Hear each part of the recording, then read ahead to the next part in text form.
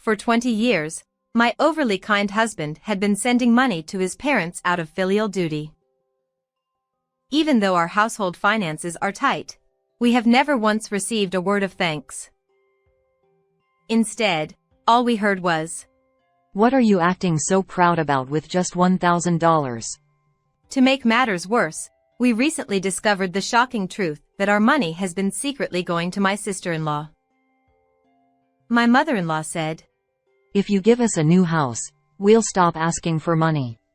Fed up with the unreasonable demands of my husband's kindness, my anger finally exploded.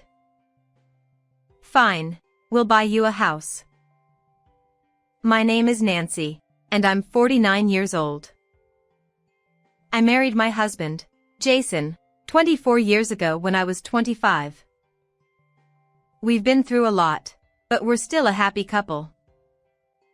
Now that our children are grown, my husband and I have just talked about enjoying our time together. However, there was one big problem.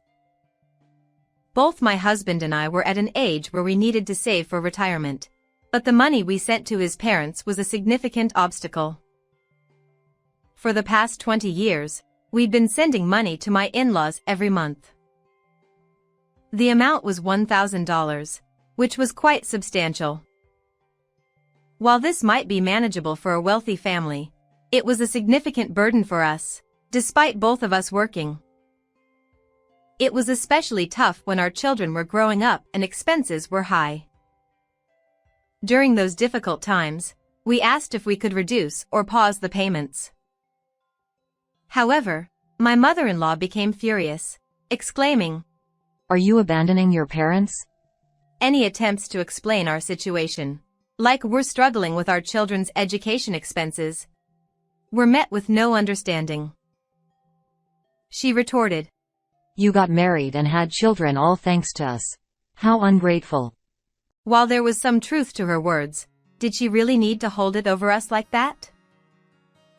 We'd heard such remarks countless times. My husband said he would handle it, but as a couple, we supported each other. So, I took on the responsibility of the payments, leaving our household finances to my husband. He was strongly opposed, but since I earned a bit more, I decided to bear the burden. That was how we'd managed to get by financially until that time. By the way, despite the verbal abuse from my parents-in-law, we'd never received a word of thanks from them. My mother-in-law said things like, "Your income exists for us. Be grateful for how we raised you and send us money." My father-in-law adds, "The only reason our incompetent son managed to get married is thanks to us." They often say such awful things to my husband. Were they really his parents? I often got angrier than my husband. However, he just gave a bitter smile and said, "It can't be helped. They've always been like this." Seeing him so resigned to their behavior pains me. Even so, since my husband didn't talk back to his parents, I couldn't complain to them either as his wife. These 20 years had been filled with frustration. It would be much easier if my husband's sister, Amy, would at least share the burden of the support payments. I've never seen my sister-in-law being criticized by her parents, unlike my husband. Instead, she's showered with compliments like, "She's such a beauty," from my mother-in-law. Also she would remark, "She looks just like me when I was young." Even my father-in-law says, "Just by being born, she's already fulfilling her filial duty." The stark difference in attitude toward my husband and her always irritated me, though I've never expressed my anger since my husband always tries to pacify me with a simple, "It's okay." He was too kind, wasn't he? Sure, his kindness was one of the reasons I fell for him, but I believed it was okay to be more assertive. Sometimes I felt like my husband took his position as the eldest son too seriously. It was not common to be considered as being the eldest or being a son nowadays. I've even heard him tell our son, You don't have to worry about taking care of us when we're older. Maybe he said that because he's had a tough time with his own parents. However, even though my husband accepted it, I couldn't understand. At least once, I wanted my mother-in-law to express gratitude. When I was alone with my mothers-in-law, I asked, regarding the financial support, I'd be glad if you could express your gratitude to my husband occasionally. At that moment, my mother-in-law looked puzzled. Then she said, Isn't it natural for a son to provide financial support to his parents? Why should I have to say, thank you? She completely failed to understand what I said. Instead, her attitude was like if I was the one who was strange. I was speechless at such a response. I was taken aback. But she appreciated her daughter, Amy, even the little things. My mother-in-law praises. She's such a kind daughter, visiting her parents despite being busy. Amy only went home about once a year, sometimes just for a day. In contrast, we visited once a month, and we were often called over for this and that. Usually, we were given tasks to do, but we've never been thanked once. Was there such blatant discrimination? However, judging by my husband's behavior, it seemed he's been treated this way for a long time. In what seemed like a confirmation of my husband's accounts, the photo albums always depicted him as a child with a melancholic expression. His clothes often appeared hand-me-downs or ill-fitting, and there were numerous instances where they seemed too tight. In contrast, Amy always wore charming and neat attire. Interestingly, there were no pictures of my husband's birthdays, yet Amy's lavish birthday photos adorned his album. My father-in-law adamantly declared, You must attend a public high school. And we won't cover university expenses. Which led my husband to rely on student loan to pursue higher education. Conversely, Amy was given the freedom to attend her preferred private high school. Although her parents funded her college education, she dropped out due to a carefree lifestyle, without any reprimand from them, simply dismissed by my mother-in-law with a resigned, Well, that's just how it is. My father-in-law even went as far as saying, Going to college and accruing debt through student loans is foolish. Which was utterly unfair. Furthermore, my husband was expected to provide financial support, yet there were no demands made towards their daughter. In fact, Amy lacked the financial means to provide such support. She quickly quit jobs, struggled to maintain part-time work, and ultimately became unemployed. Despite leading a carefree, unemployed life, her parents still doted on her. I was left speechless when my mother-in-law instructed me during our marriage proposal visit. Make sure to give our daughter a monthly allowance. When that daughter got married and left home, we were then stunned to be commanded to provide financial support to my parents-in-law.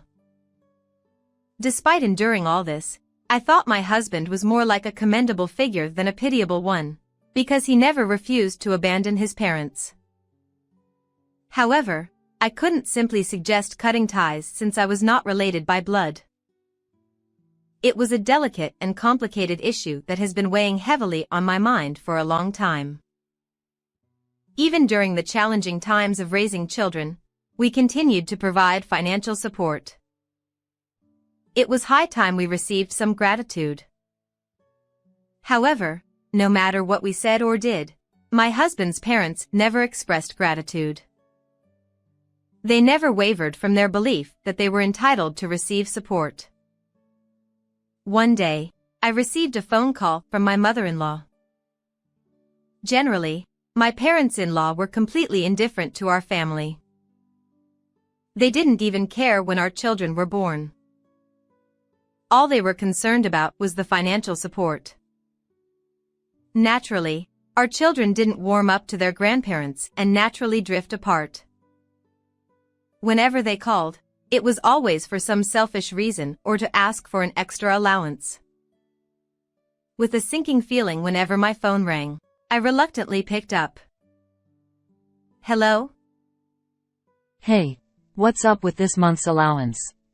Without any greeting, she dived straight into it, leaving me exasperated as usual. While I regretted not being able to show my burning anger, I replied, "Allowance is always on the 30th, which is tomorrow." To which she said, That's not the point. I need an extra $500 this month. "Huh? So, you mean $1,500? That's a bit." When I hesitated, my mother-in-law immediately snapped. What do you think the parent is? Well, it was the usual. She probably expected me to comply if she used intimidation tactics. But after 24 years of marriage, I've grown accustomed to her attitude. What do I think you are? Well, you're the parent, right? Then just give us the extra. No, we're already providing support. I said I want more. It's just not possible. Sorry. More. Impossible. Impossible.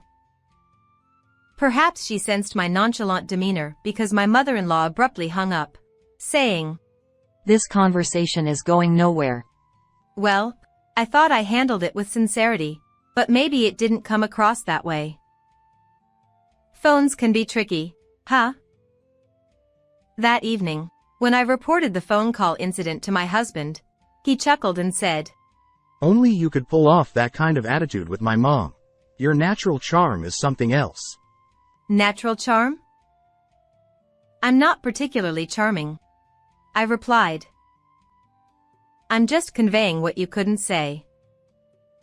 Once we increase the allowance, they'll keep expecting the same. I want to cut down on expenses for our retirement, so you have to say no, okay? Yeah, I get it. My husband nodded, but he seemed uneasy. And his unease proved valid. Dad just told me to increase the allowance to $1,500 starting next month. My response slipped out involuntarily. Here we go, I muttered. You didn't agree to it, did you? Of course not. My husband reassured. What did your dad say? He thinks we should have plenty of money since the kids are independent now. And asked, what do you think we are? I can imagine your dad saying that. I sighed. Haha. My husband chuckled nervously. It's not funny. I glared at him, and his smile faded. You have to say no, no matter what. Yeah. He mumbled. However, a few days later on a holiday morning, my parents-in-law barged in, causing a commotion. My mother-in-law shouted, Increase the allowance, you bossy wife. It seemed she blamed me for not being able to increase the allowance. So, I threw popcorn at her. Here, have some.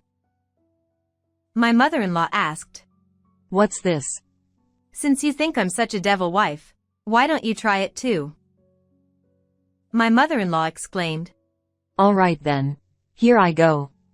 Just because I said it was okay to throw didn't mean she'd actually do it seriously, right? So, I retorted. Well, since you're annoying too, here it comes. My mother-in-law screamed. It's okay. Come on, open your mouth wide. I said. Huh? Wide? I promptly threw popcorn into her mouth. My mother-in-law choked. Blah. Even though she obediently opened her mouth wide as I said, she's quite naive. While my mother-in-law and I were goofing around throwing popcorn at each other, my husband and father-in-law were discussing things with serious expressions. My husband asked, Why do you need so much money in the first place? You still have your retirement savings, and there's also your pension, right? My father-in-law replied, With the rising cost of living, It's not enough. My husband insisted. We need to think about our retirement too. My father-in-law retorted. What retirement? First, you should worry about your parents.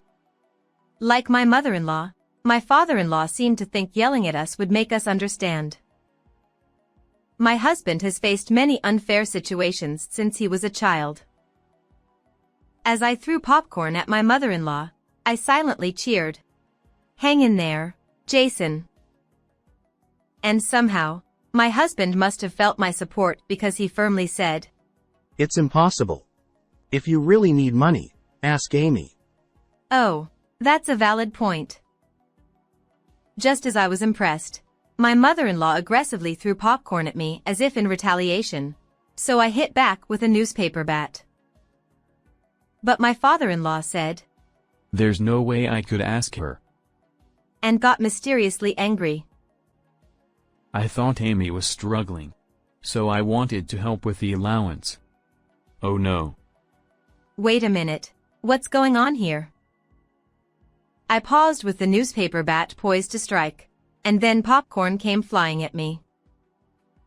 Ignoring it, I looked at my father-in-law. Even my husband was frozen in surprise. What's that about? Did you, by any chance, give our allowance to Amy? My husband cut straight to the point. It shouldn't matter. It's our money, and we can do what we want with it. No, it's Nancy's money, isn't it? I received it, so it's mine.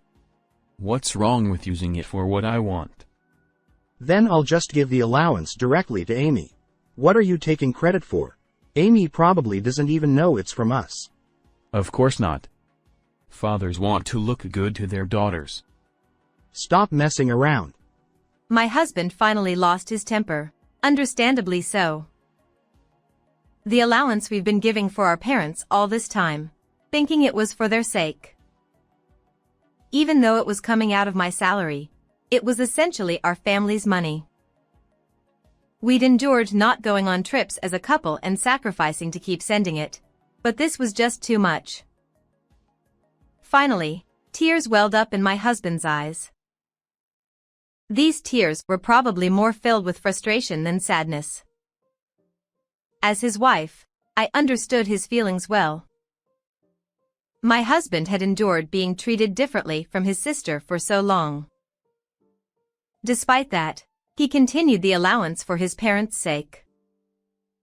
Only to find out it was for their daughter. No wonder even my gentle husband would be angry. Overwhelmed with shock, my husband silently continued shedding tears. I gently placed my hand on his back and stared daggers at our parents. Both of you have gone too far. For the past 20 years, we've been sending allowances and all you do is criticize us. Favoring Amy behind our backs. It's so unfair to my husband. No words of gratitude for us, and now you talk about increasing it? Stop kidding yourselves. There was no need to endure it anymore.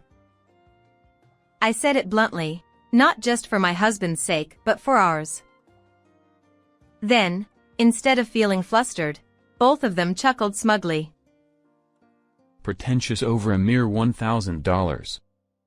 Surely, they were underestimating that their kind son would never abandon them. That was certainly not wrong.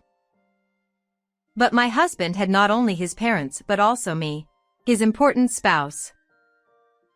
Shall I throw the popcorn again? I glared, and my mother-in-law laughed. Your father's right. Acting all high and mighty over $1,000. You should say such things after gifting us a new house. Huh?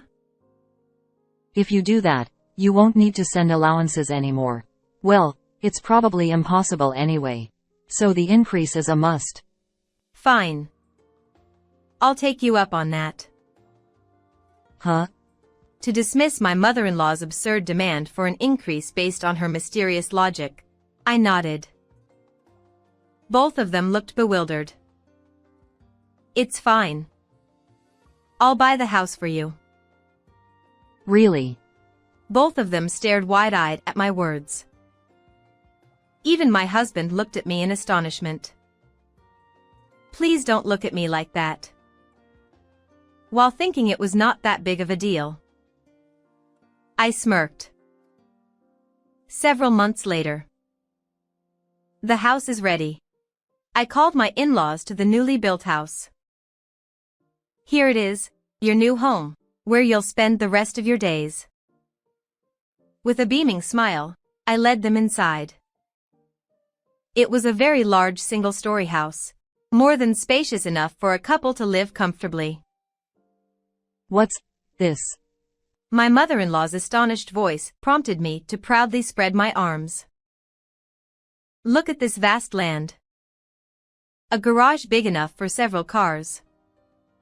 You could turn it into a farm or put effort into gardening. Maybe even keep lots of goats or other animals. Wait a moment.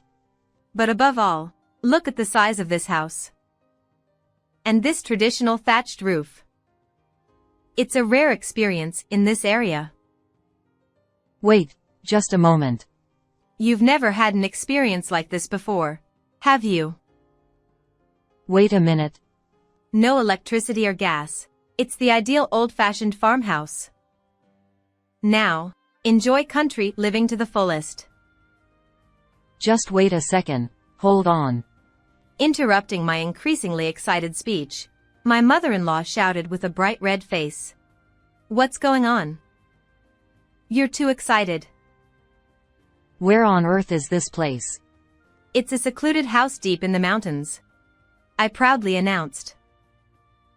You've seen these kinds of houses on TV, right, in the mountains? And now, it was right in front of us. Impressive, wasn't it? As I looked at my mother-in-law with a smug expression, she stared back, then suddenly snapped, startled by the situation. Why do you find such inconvenient places? And what's with this rundown house? I heard we were getting a new house built, so I expected something brand new, but this definitely looks secondhand. What are you talking about? It's a brand new house built using all reclaimed materials from an old house. So basically, you dismantled an old house that couldn't be lived in and rebuilt it with its materials? It's perfectly livable now, so there's no issue. No, at least install gas and electricity. Why? Why? You. My mother-in-law looked at me with a defeated expression as I tilted my head. What's the problem? You asked for a house to be built, so I did it. Why are you unhappy? I have nothing but complaints. Rolling my eyes at their extravagance, I glanced at my husband, who wore a very complex smile. But, if you've been given a house as a gift, you'll stop the allowance, right? Huh? It's not a huh, right? I asked my father-in-law. Isn't a new house supposed to have the scent of wood and be fully equipped with brand new walls? It is a newly built house. I glared at my father-in-law, who fell silent, realizing it was not the time to nitpick. Hold on. We can't live in a place like this. I'm going back to our old house for now. Get the car and take me back. As my father-in-law stood dumbfounded and my mother-in-law continued to raise her voice, I replied with a cheerful laugh. It's all good. What's good about it? It's definitely not good at all. As a token of gratitude for repurposing this super rural, secluded house in the mountains, the previous owner left behind various furniture for us. You can start living here right away. Oh, and the vegetables in the backyard garden seem to be ready for harvest. Huh? So, let's embrace self-sufficiency. What? Living here will surely rejuvenate you. This house definitely has the vibe of a friendly spirit, and it'll bring you good luck. A friendly spirit? Are you serious? I'm always serious, I said firmly, and she gave me a look of extreme displeasure. Why? Just a 30-minute walk from here. There's a bus stop. With that, I left with my husband in the car. Well, I was thrilled they were so happy they could cry. It was worth splurging on buying the house. With the incredible deal we got on the land and the previous owner covering the reconstruction costs, my parents-in-law must have been touched. I'll just pretend I didn't hear it when my husband muttered. Naturally terrifying. Anyway, I bought them a house and fulfilled their wish. It was not perfect, but it was livable, so let's count it as a win. With the allowance finally ending, we could now start saving for ourselves. Hooray! One day, just when I was thinking everything was going smoothly, I received a phone call. It was from my father-in-law. What's going on? Getting yelled at out of the blue. What's that all about? Apparently, my parents-in-law couldn't adapt to life in the mountains and ended up returning to their old house. Well, that was their choice, their prerogative, you know. We tried to sell that house to get some cash, but it's not selling. Well, it's a remote location, so finding a buyer might be tough, right? That's not it. We consulted with a real estate agent, and they said it could appeal to people dreaming of country living. We thought we'd have buyers lined up. Oh, I see. Seemed like there was demand for retiring to the countryside quietly or giving their weary urban souls a break. But I can't sell it. And he was shouting. What's the deal? It's not in my name. I could imagine my father-in-law on the other end of the phone, his face red with anger.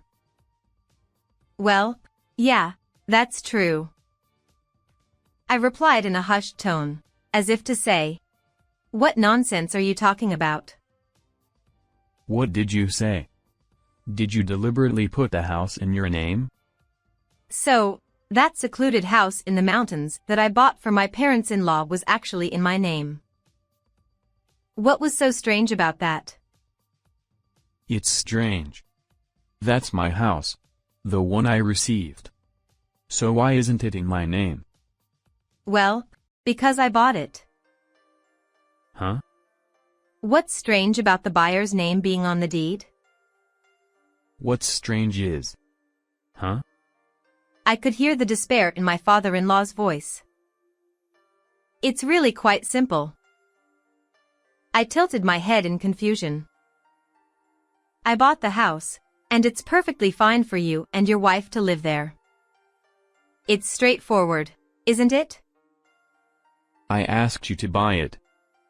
And so I did. No. But... I could almost picture my father-in-law feeling exasperated on the other end of the phone. But I really couldn't understand what he was saying. In the first place, my father-in-law didn't negotiate with the real estate agent when we bought the house. He didn't even remember signing any documents. Why did he think it would be in his name? It was bizarre. Anyway, change the deed to my name quickly. I'll sell that inconvenient house right away. Why? Living with a friendly spirit isn't something you can just do. There's no friendly spirit. And I wouldn't want to live there even if there was. What a luxurious complaint. Living in a house where there was no rent or mortgage. What's the problem? I really didn't get it. I think, if you want to give money to Amy, a house in the mountains with no utility bills would be perfect. I said. That's right, Amy. Amy is the problem again. Seemingly recalling something suddenly, my father-in-law raised his voice. She's asking for help with the down payment for her new house. Oh, I see. I replied, wondering what that had to do with us. My husband was increasingly fed up with his parents' blatant favoritism and discrimination. Amy seemed to take her parents' support for granted, and she and my husband had grown distant. So, I didn't really care about Amy's situation, but you're free to help her if you want, I suggested. We were planning to sell the house in the mountains for money, but the plan failed. You two should take responsibility and provide the money. No, thank you. I cut in, rejecting the idea outright, and hung up the phone. Immediately, the phone rang again. Annoyed, I answered, and my father-in-law shouted, If you don't want to, then put the house in my name. And again, I replied firmly, No, thank you. The phone kept ringing with demands like, Give us money. Change the deed. Each time, I responded with a firm, No, thank you. Finally, my father-in-law's tone softened to a pleading one. Please give us the money. Matching his tone, I replied tearfully, No, thank you. And after that, the phone attacks stopped. Phew. That evening, when my husband returned from work, he told me that his parents had called his office. They asked me to do something about my naive wife. He chuckled as he reported this to me. Of course, I have no intention of doing anything. He smiled. But they continued to send letters and occasionally visit our home, persistently demanding house, money, deed, and so on. Fed up, I finally said, Next time, we'll give you a new, freshly built house as a gift. And finally, the relentless attacks stopped. After a while, my husband and I went to my parents' house. My mother-in-law said, This time it's really a newly built house, right? So, I nodded vigorously and said, Yes, I built it. My father-in-law looked satisfied and exchanged glances with my mother-in-law. He asked, Oh, really? By the way, where is it? We don't need another house in the middle of nowhere in the mountains. I reassured him. Don't worry. Whether it's in the city or anywhere else, you can put it wherever you like. Perplexed, my father-in-law asked, Put it wherever? What do you mean? So, I repeated, You can put it wherever you like. Confused, they both tilted their heads in unison as I dramatically placed a package I had secretly brought with me. My mother-in-law exclaimed, What is this? It was a large parcel that would surely excite her. This is something you'll love for sure. It's that kind of house, I said proudly. She replied, Huh? I then unveiled the contents of the large package. What appeared was a miniature version of a grand mansion. My father-in-law exclaimed, What in the world is this? My mother-in-law gasped. What? A dollhouse? My father-in-law was shocked and his eyes widened, and my mother-in-law was bewildered. Puffing out my chest proudly, I declared, Isn't it amazing? I made this. My mother-in-law was astonished. Huh. I'm actually quite skilled at crafts. I make dioramas as a hobby, I explained. My mother-in-law couldn't believe it. What? I continued. This is indeed a house I built. Please accept it. She exclaimed in disbelief. What? It was a dollhouse that any little girl would be delighted with. Looking at their stunned expressions, I thought to myself, I did a good job. I was glad that they were so delighted that they could say nothing. Especially, I hoped my mother-in-law could play with it. My husband and I left my parents' house, leaving them speechless. It seems like they were both really pleased. That's great, I said to my husband, who replied, You're so goofy. I refrained from saying, "I'm not goofy, it's intentional," and just stuck my tongue out inwardly. After that, the two of them kept bothering me with various messages, but I ignored them all. Eventually, they quieted down when they realized their attempts to impose on me were futile. Just when I had forgotten about them, I received a call from a relative. It turned out, the two of them were strapped for cash and had been begging for money everywhere. Apparently, in a bid to impress their daughter Amy, they sold their previous house and offered financial support for Amy's new home. When Amy asked them to live together in the new home, they agreed to help, but as soon as they sold the house and handed over the money, communication ceased, leaving their plans to live in the new home in ruins. In other words, Amy had used them to her advantage. Like parents, like children. My husband, who doesn't resemble that family at all, must be a genetic mutation or something. Abandoned by their daughter and estranged from their son and daughter-in-law, the two of them, rejected after begging for money everywhere, eventually found themselves in that lonely house again. Well, at least it provides shelter from the rain and wind. I'm glad my purchased house could be of some use in its odd way. Amy, who deceived her own parents, got what was coming to her. Raised by indulgent parents into an incredibly selfish daughter, she ended up having a big fight with her husband and got a quick divorce. The reason for the fight was Amy's infidelity. It turned out that the money she received from her parents was actually spent on her affair. Again, like parents, like children. It's a complete mystery how my husband turned out to be a decent human being. Perhaps it's because he wasn't raised properly by those parents. Amy, with nowhere else to go, apparently headed to the same lonely house where her parents reside, and is now living with them. However, with a daughter who betrayed them after being spoiled rotten and those stubborn parents, there's no way they can get along well.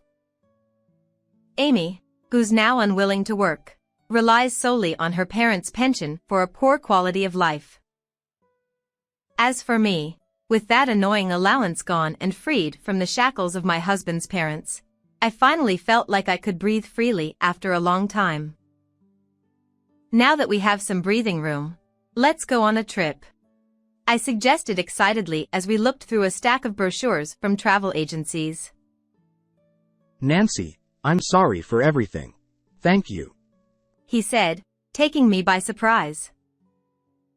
Seeing the relief on his face, as if a burden had been lifted, I simply nodded and replied, "Sure." I said, "Let's spend a happy retirement together, my dear." I could see his gentle smile, which I adore.